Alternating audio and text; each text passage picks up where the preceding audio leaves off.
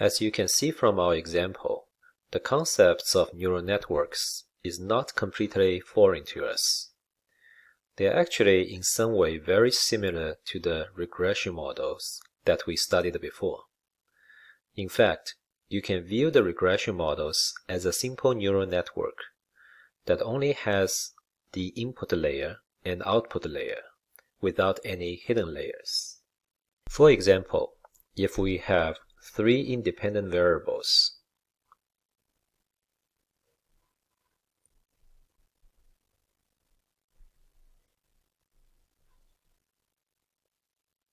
and 1 target variable,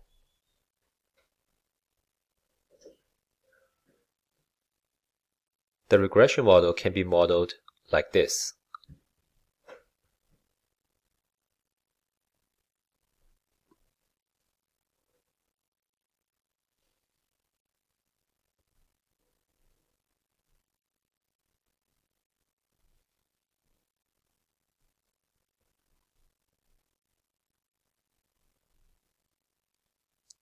Just like a neural network architecture. For a linear regression model, it can be written using the neural network notation like this. The value of y, the node of the output layer, equals to theta, which is the node bias, plus weight 1 times x1 plus weight 2 times x2, and so on. The values of the x's are the values of the predictors from the input layer. And for the logistic regression function, it can be written as this, with y being the predicted probability and x's being the values of the predictors. In fact, the logistic regression function is a closer illustration of how most neural networks work, because the incorporation of the logistic function to convert the weighted sum from the regression function into the probability value. This transformation is called a transfer function or activation function that we will discuss a little later. The transfer functions are used in neural networks to better help the algorithm derive the outcome from the predictors. Now let's recap what we know about the input layer, which is the layer that contains the nodes of the predictors. The input of the input layer nodes is the same as the output of the input layer nodes,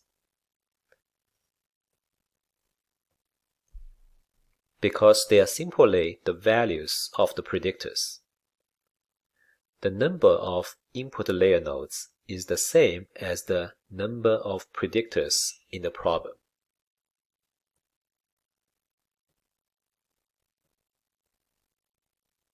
For our example, the values of the input layer nodes for record number 1 would be 0.2 for fat and 0.9 for salt. And these values would also become the output of the input layer or the input into the hidden layer nodes.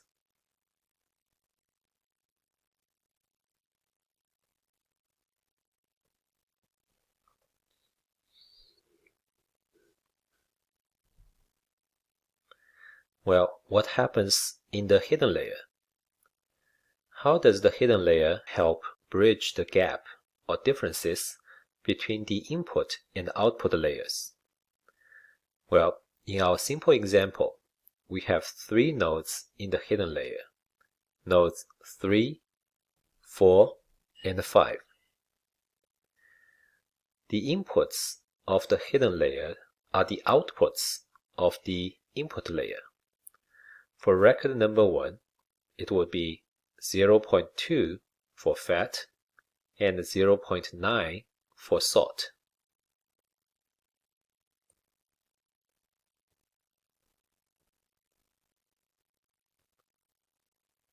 As we discussed, weights and node biases will be estimated by the algorithm and software packages so that weighted sums of the predictor values can be computed for the nodes in the hidden layer.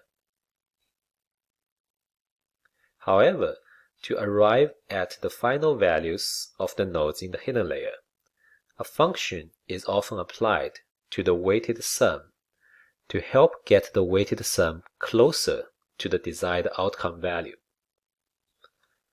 The function is called the transfer function or activation function.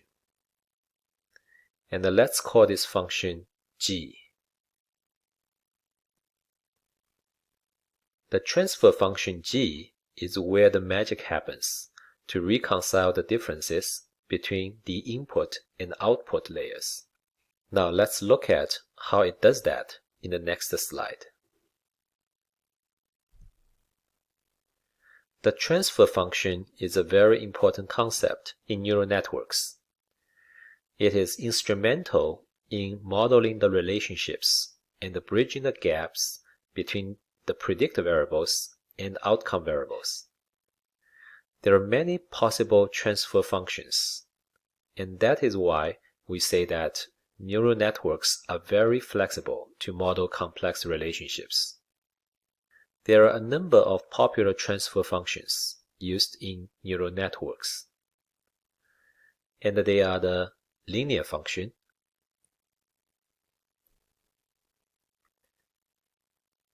exponential function, logistic function, and the hyperbolic tangent function.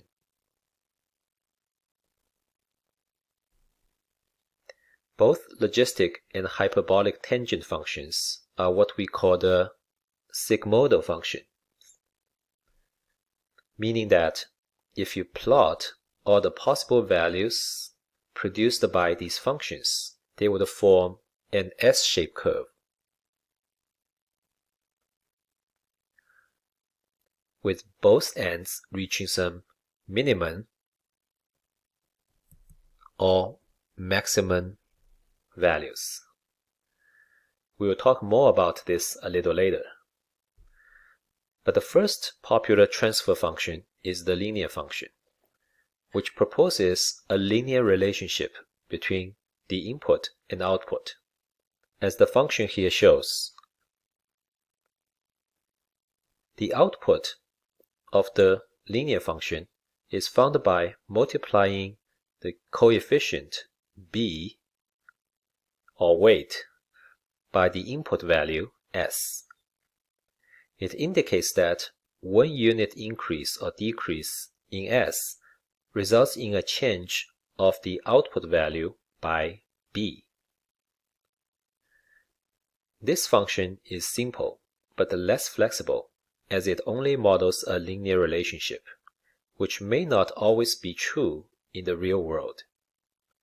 The output has no upper or lower bounds, making it difficult to model a classification problem where the output should represent a probability value that range from 0 to 1.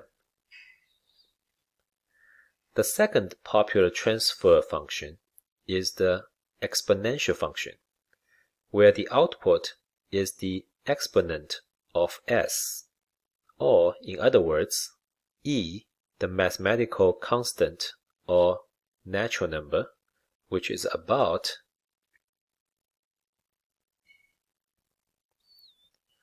2.718 raised to the s power.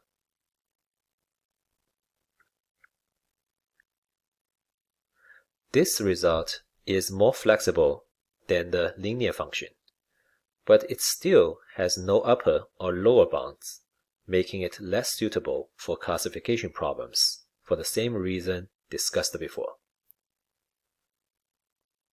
The most popular transfer function in neural networks is the logistic function, which we discussed in logistic regression models.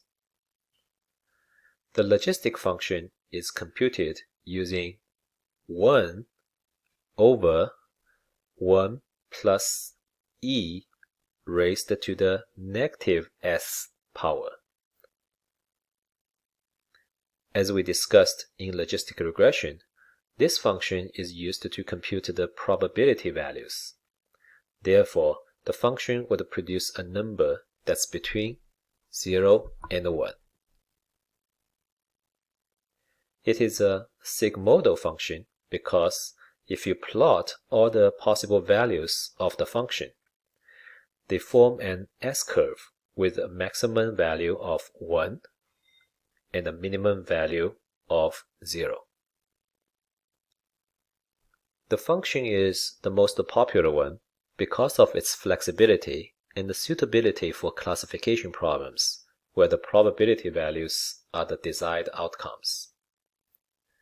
Finally, the hyperbolic tangent function is the ratio between the hyperbolic sine and the cosine functions. The formula of the function is listed here.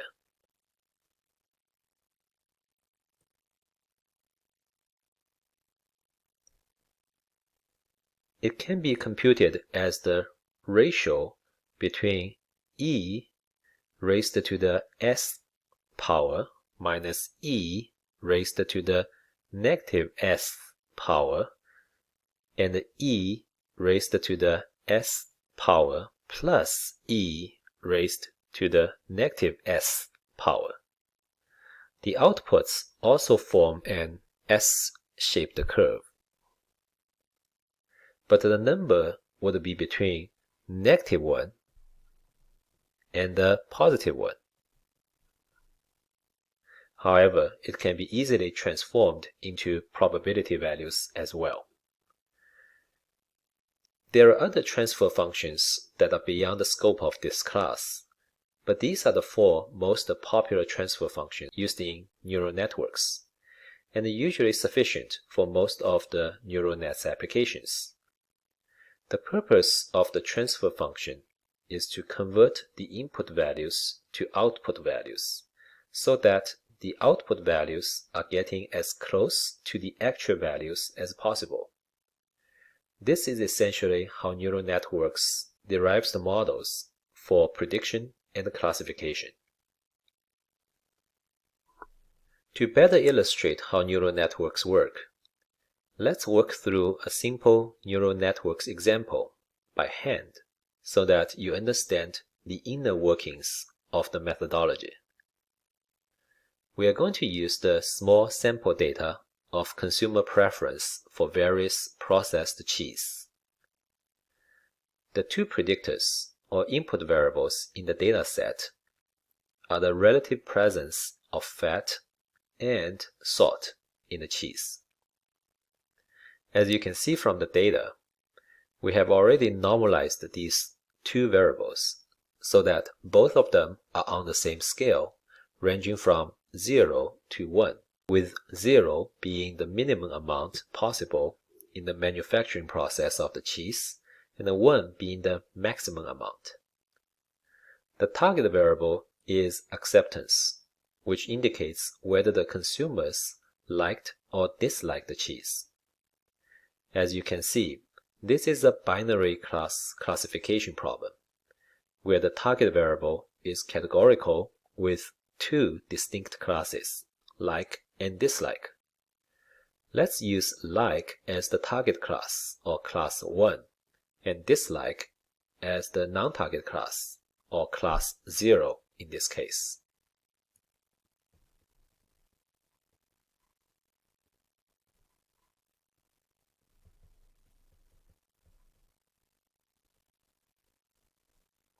The first step of performing neural networks is to design the structure of the network. In this case, the input layer has 2 nodes representing the 2 input variables, fat and salt. The output layer has 2 nodes representing the 2 possible outcomes, like and dislike. We decide to have 1 hidden layer and 3 nodes in the hidden layer. Remember, the more hidden layers and the nodes in the hidden layers you have, the more complex the model will be, and the higher chance of overfitting. Since this is a relatively simple problem, we decide to have only a simple structure for the network. The neural network's algorithm will first initialize the weights W and node bias theta between the input layer and the hidden layer. Usually, the weights start as relatively small numbers, ranging from negative 0.05 to positive 0.05. These values will be adjusted in future iterations. These initial weights and biases are used in the first round of training of the model. For example, for node number 3 in the hidden layer, the initial node bias is estimated to be negative 0.3, and the initial weight between nodes 1 and 3 is estimated to be 0.05, and the initial weight between nodes 2 and 3 is estimated to be 0.01. Therefore, the weighted average for node 3 is computed to be negative 0.3, which is the initialized node bias, plus 0.05, which is the initialized weight between nodes 1 and 3, times 0.2, which is the fat value in node 1 for the first record, plus 0.01, which is the initialized weight value between nodes 2 and 3, times 0.9, which is the sort value for record 1. And that would give you negative 0.281. Please go ahead and compute this if you want. The initial value will be applied to our transfer function to create the output value for node 3. Suppose we are using the logistic function as our transfer function.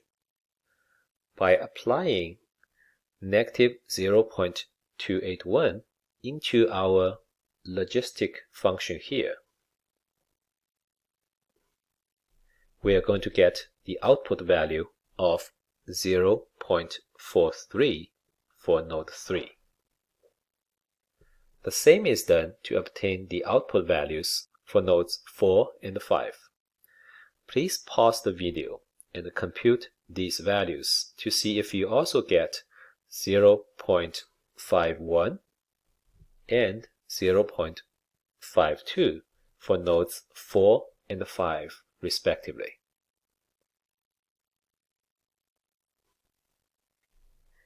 The output values for the hidden layer become the inputs for the outer layer. Now, with the values for nodes 3, 4, and 5 for the hidden layers computed, and the randomly initialized node biases and weights between the hidden layer nodes and output layer nodes, we can now compute the output values for nodes 6 and 7, using the same process discussed in the last slide. And the values would turn out to be 0.481 for node 6, the dislike class, and 0.506 for node 7, the like class, if we also use the logistic function as the transfer functions for nodes 6 and 7. We have now gone through the initial pass of the neural network. What we derived in node 6 and 7 are the predicted probabilities of the case belonging to the two different classes, class 0 and class 1. It means that in the first pass, our model predicts that the probability of the case belonging to the dislike class is 0.481, and the probability of belonging to the like class is 0.506. Are those good predictions? Well, we can find out because this is a supervised learning problem, and we have the actual result for these observations. If you look at the dataset, the actual acceptance value for this observation, record number 1, is like, or class 1. As we know for sure that the outcome is like, that means that the probability for the like class should be 1, and the probability for the dislike class should be 0. And our prediction of 0.506 and 0.481 for the two classes are still quite far from the actual outcomes. And that means the model needs more training. The model will be trained iteratively to improve its ability to predict. In the next few slides, we will discuss how the model can be trained to get the predicted values closer to the actual outcome values. To train the model in neural networks means re-estimating the weights and the node biases so that they will lead to the best predictive results. To do that, the algorithm would use the errors or the differences between the predicted probabilities and the actual probabilities in the dataset to update the weights and the biases iteratively. Since there are multiple layers involved in the network, the errors for the output node is distributed across all the hidden layer nodes that lead to it. So, the algorithm would start from the output layer and adjust the weights and the biases back to the input layer during the training process. And that's why the training process is also called backpropagation. Let's illustrate how backpropagation is performed in the next few slides. In the backpropagation, the algorithm would adjust the weights and the node biases. But how much to adjust these values? Well, that will be determined by the magnitude of the errors. A formula is used to determine the adjustment needed. The formula states that the error associated with node k is computed as y hat k, which is the predicted value of k multiplied by 1 minus y hat k, and then multiplied by yk, which is the actual value of k minus y hat k. For example, let's compute the error values for node 6 and 7 here. For node 6, which is the dislike class, the predicted value y hat is 0.481, and the actual value of y is 0, because as the observation belongs to the like class, so the probability of it belonging to the dislike class would be 0. When you plug these values into our formula, we would get an error term of negative 0.231. Similarly, when you plug in y hat of 0.506 for the like class and y of 1 for the like class in the formula, we'll get the error term for node 7 of 0.123. So that's how the error terms are computed. Once we have the error terms for the nodes, there is one more transformation that needs to be done before applying the error terms to the weights and the node biases. The formula is displayed here, and it can be applied to both node biases, theta, and weights, w.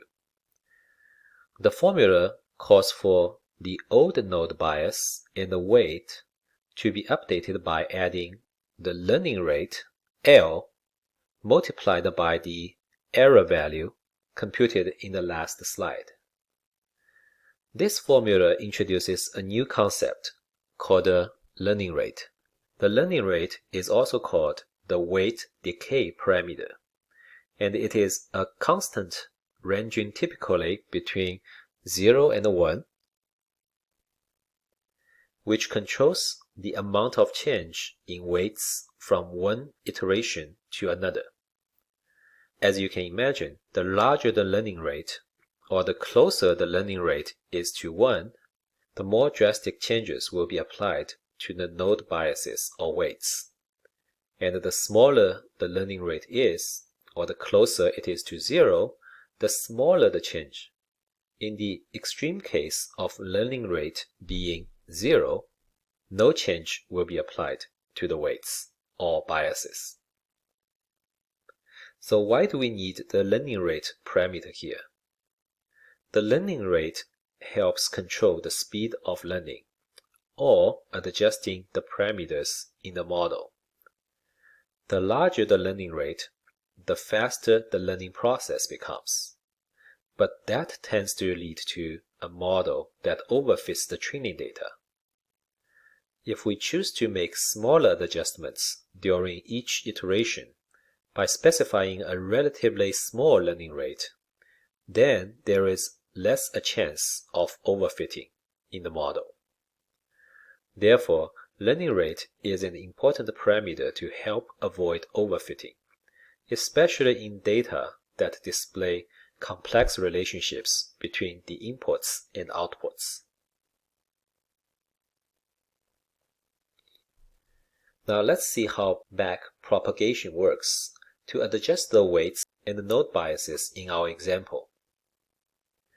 Let's use a modest learning rate of 0.5 here to update the weights and the node bias associated with node 7, the like class. As computed earlier, the error value for node 7 is 0.123. Using a learning rate of 0.5, we can update the node bias to be negative 0.015 plus 0.5 times 0.123, and get the new node bias of 0.047. And the weights between nodes 3 and 7, 4 and 7, and 5 and 7 can be updated to 0.072, 0.112, and 0.077 in the same way, respectively. You can pause the video and compute these yourself to see if your results match what's in the slide.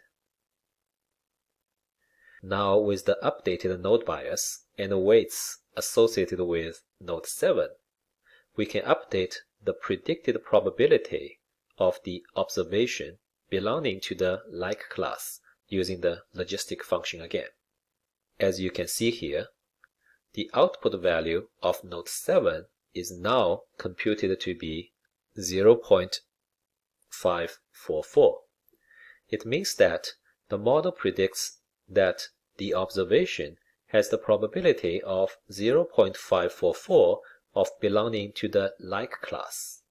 If we compare this to the predicted probability value computed during the first pass, which was 0.506, the new predicted probability is a little closer to the actual probability, which is 1. If we had used a larger learning rate value, the predicted probability would be even closer to 1. But by taking smaller steps to adjust the node bias and the weights, we are avoiding the chance of overfitting. The backpropagation process illustrated here will be performed through many iterations for the model to get increasingly better predictions. So as you can see, backpropagation is an important process to understand about neural networks.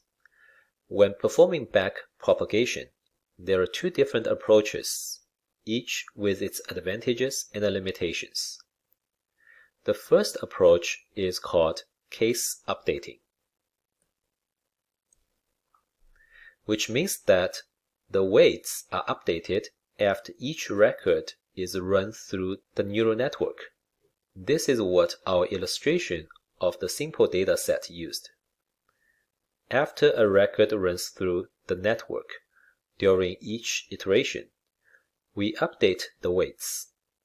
Then the weights are updated again after the second record runs through the network, and so on and so forth. After all records have run through the network, this is considered an epoch, also called a sweep or iteration. Usually, multiple iterations will be performed to fine-tune the model. The second approach is called batch updating. In batch updating, the entire dataset is run through the network before updating the weights in the model. In this case, the prediction is computed as the sum of the errors for each observation. As you can imagine, case updating is going to be more computationally intensive than the batch updating approach. This is especially true when a large dataset and complex relationships and network structures are involved. But at the same time, case updating can render more accurate predictions, but it also runs the risk of overfitting. As you can see, there is the trade-off of performance, accuracy, and overfitting that you need to consider when it comes to choosing the right method. There are also a few important considerations about backpropagation. First, when does the weight updating process stop? There is no cut and dry answers to this question, but some guidelines. First, we can consider stopping the update when the new weights are only incrementally different from those of the preceding iteration. This means that the weights are approaching a state of convergence, and further updating may lead to overfitting the data. Second, since neural nets is a supervised learning technique, we can use the same criterion as other supervised learning techniques when deciding when to stop the updating, which is when the misclassification rate or the error rate on a validation dataset reaches a required threshold. This is the more practical approach to determine when to stop fitting the model and aligns with our goal of building a predictive model that can generalize to unseen data. Third, the updating can stop when the number of runs reaches a predefined number. This is important for real-time applications of neural networks, because a decision needs to be provided in a timely manner. To avoid excessive delays, the analyst may determine the number of iterations beforehand. This may not result in optimal models, but it serves the practical purposes of real-time applications where running too many iterations is not feasible. Another consideration is how to avoid overfitting. Neural networks are famous for its flexibility and ability to model complex relationships that cannot be easily modeled using traditional techniques. But they are also notorious for their overfitting tendencies. To avoid overfitting, a few guidelines can be followed. First, control the number of hidden layers and nodes. The less number of hidden layers and nodes, the less computationally intensive and the chance of overfitting the data. However, for complex problems, this may lead to lower predictive performance. Second, control the learning rate, L. The slower the learning rate, the smaller the adjustments made during each iteration, and that reduces the chance of overfitting as well. But at the same time, slower learning rate leads to more iterations needed and less accuracy in some cases. Third, control the number of iterations. The more iterations performed, the closer the predictions get to the actual outcome values, but higher chance of overfitting. Limiting the number of iterations will help make the model more generalizable to unseen data. Finally, as a practical approach, identifying the minimum validation error the model needs to achieve on the validation dataset beforehand can help avoid excessive model tuning that leads to overfitting.